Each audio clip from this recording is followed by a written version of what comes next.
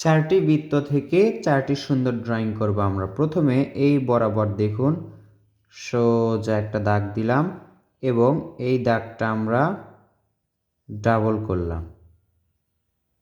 এবার এর মাঝে আরও একটি বৃত্ত এঁকে দেখুন এর মাঝে আমরা ফুল আঁকছি। ফুল আঁকার পর এর পাশেও আমরা একই রকম করে ঘুরে ঘুরে ফুলের মতো করে আঁকছি। সুন্দর একটি হাত পাখা আঁকা হলো।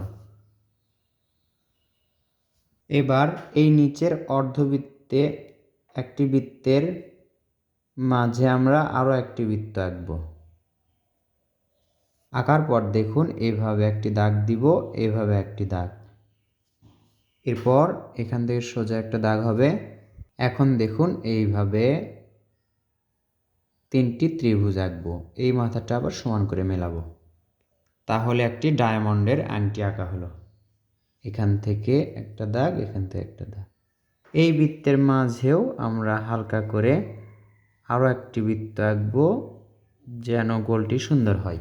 এবার দেখুন 1 2 3 তিনটি সোজা দাগ দিয়ে এখান থেকে আমরা নিচের দিকে একটি দাগ নিয়ে আসবো। এখান থেকে আবার নিচের দিকে আরও একটি দাগ নিয়ে আসবো। একটি কাঁটা চামচ আঁকা হলো। এরপর এই পাশে দেখুন লম্বা একটি চামচ আমরা আঁকলাম। এরপর এই পাশে আরও একটি চামচ। এই চামচ আঁকার কারণে মনে হচ্ছে এগুলো প্লেট এবং চামচ।